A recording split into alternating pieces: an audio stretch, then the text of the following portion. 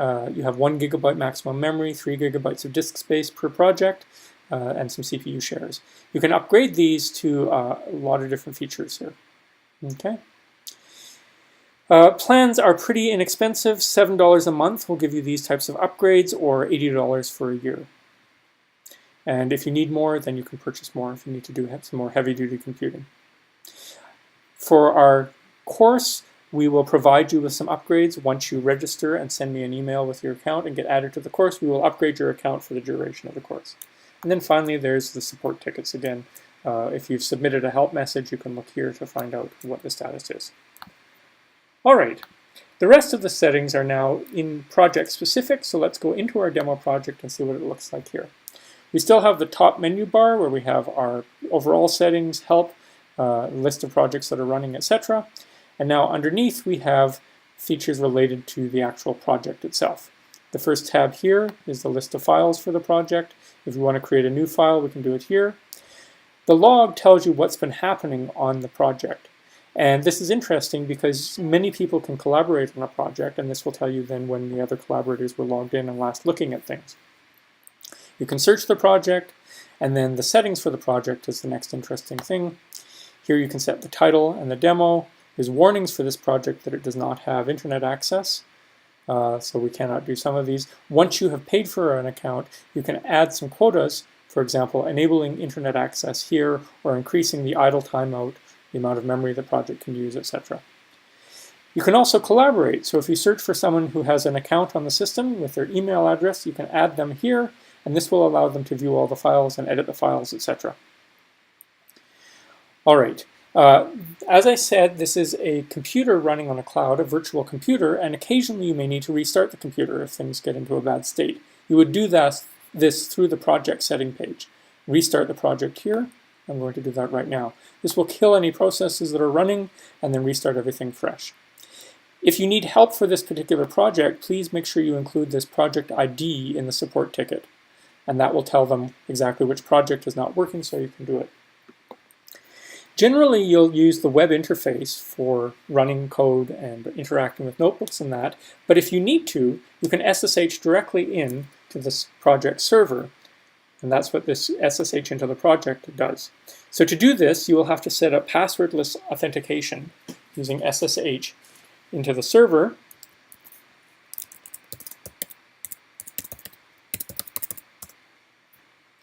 So look up SSH login without a password. If you don't know anything about these, there's lots of tutorials and help on the internet on how to do that. I will assume you know it, or maybe post another video on how to do that. Let me just show you what I would do. On my computer, I'd log into a terminal. I would copy my ID RSA public key to my clipboard. Then I'd log in, edit this SSH authorized keys file and paste it. I did that already. Save it, close that, go back to the settings page, go back down to SSH into the project, and now this project ID becomes the username for the computer, and this is the host. Once I have that authorized key, if I've added the keys to my bash shell, which I use a Mac, and so that's done automatically, then I can SSH directly to that server using that username and that account. And now I've logged into the server, and you see this is simply a Linux box here with that very long username. But I can now treat this as a regular Linux computer. It has compilers, GCC for example, G-Fortran, Make, a whole bunch of tools. It's running Ubuntu Linux, and so you can see access a bunch of resources there. If there's a package that you need installed that is not installed here, then that's something you could send a support ticket for. And if they're publicly available and of general use, then they're usually very quick to install those. Otherwise, you can make your own software if need be, put it in directories. You can edit your .bash rc file and customize what happens when you log in as necessary. So it's essentially a Linux server that you can do whatever you like. Now, once you enable network access, which we haven't here, you can also install Python projects. So I could pip install various projects, And they will be installed for what is called the Ubuntu kernel, and I'll show you that a little bit later. But you have access to this machine and you can install whatever software you need to.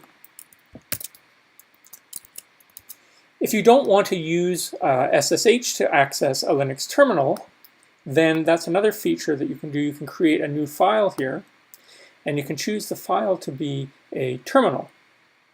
This provides an HTML web browser-based interface to the Linux terminal. Just what we saw before. I can look at files and do whatever I like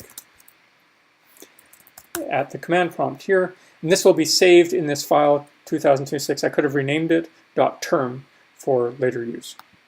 Okay.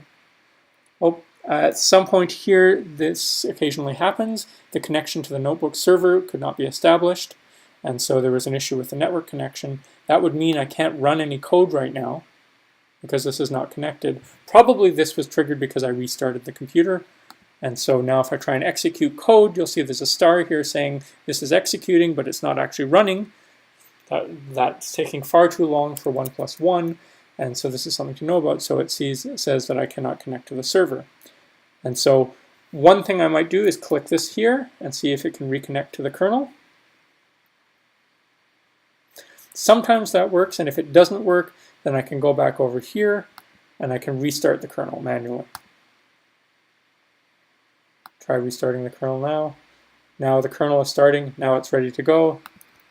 Now I can execute things. The error message is finished. And if you remember what I just said, well, we'll come back to this. All right. So we've looked at files now. You can see the various files in the notebook here. If you want to create a new file, you can create new notebooks. You can also create a terminal file.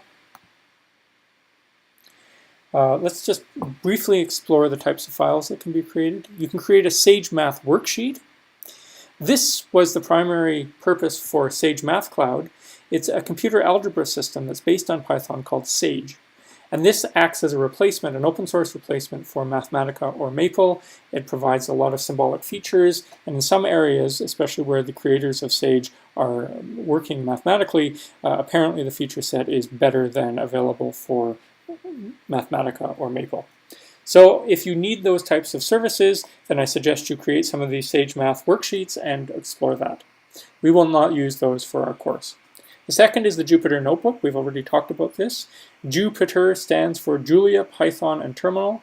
You can use many different languages, different kernels for these notebooks. We will use the Python kernel, but the goal of the project is to provide a language agnostic notebook for recording your reproducible scientific work.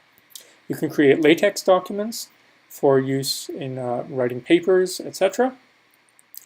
The LaTeX browser provides an editor on one side and then a preview on the other side. So for example, this starts me with a simple thing. Here we go. There's the title of the document. When you change things, final report, for example, and then save it. I can build that again. Look at the preview. Once it's finished building, it'll change it. You can see error messages, etc. So this just simply provides you a way of editing LaTeX documents over here. And where this is a great feature is if you're collaborating with other people on a paper or something, then they can all log in and edit the files in the same place. No one has to install any LaTeX files on their computer or packages. You can make sure everything's working on this server. There's more features about this. You can customize how the packages are built. We'll talk about those at a later date if people are interested. The other files that you can create a terminal file, we talked about that, or a task list to keep track of things. I've not actually used this feature.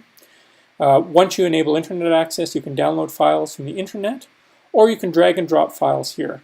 The web interface only allows 30 megabyte files. If you need to get anything larger, then you have to use the SSH interface that I showed you earlier. You can create a file of another type if you need to, just a text file that will open in the editor, or a folder if you want to organize things, and I will create a course for this. If you want to teach a course at some point, you can do that here. Alright, so those are the types of new files that you can create. Briefly mentioned the log and the settings for the project now. So let's now go back and look at our demo notebook. That's usually what we will do. However, before we've done that, I've created a bunch of files from LaTeX here that I don't really want. So I'm just going to clean this up. There's a PDF file. I will select these and then delete them up here. There's a little interface here. Once you select a file, you can do things such as download it to your computer, delete it, rename it, move it somewhere else, copy it, etc. You can also do this from a terminal if you want. You can execute a terminal command here if you wanted to, for example, move this demo notebook.ipynb to d.ipynb. Then I could execute that command like this, and you see that it was renamed using a terminal command. Or I can rename it using the interface here.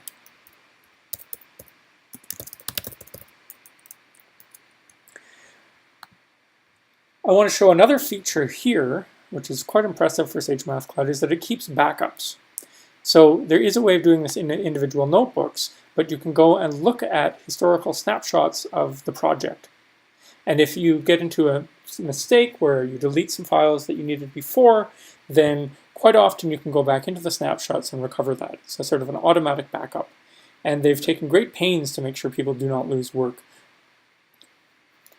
So you see these are snapshots 6 minutes ago, 11 minutes ago, 16 minutes ago, etc. Pick the latest one that you want.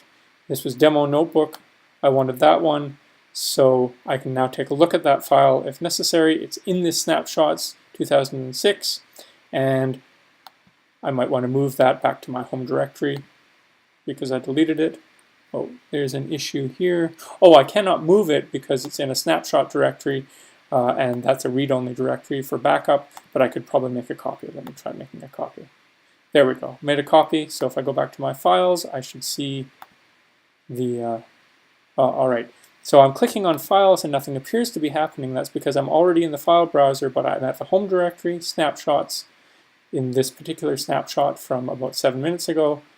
And so I want to go back to my home directory. I click on the home, and there's the restored demo notebook, as well as the one where we moved it to called D. I'm going to leave it that way, delete the D notebook, etc.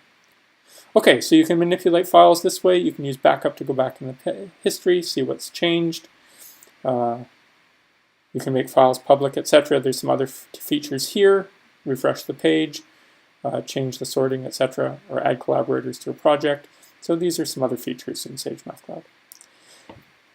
Finally, let's end this video by showing you some of the features of Sage Mathcloud for these Jupyter notebooks. In another video, I'll talk about features of the Jupyter notebook itself. Most of the things below this line, these file widgets, kernel, cell, edit, etc., these are part of every Jupyter notebook. This has nothing to do with Sage Mathcloud per se. It's the things up top and these extra toolbars here that are part of Sage Mathcloud. So that's what I will discuss here. If you want to undo actions or redo actions, you can do that here, change font sizes. This will manually save the file. So if you make some changes, you can click it to trigger a save. If you lose network connectivity, then you might want to do that as soon as you regain the connectivity. The backups, again, can be seen with time travel. So, for example, if I do something else here,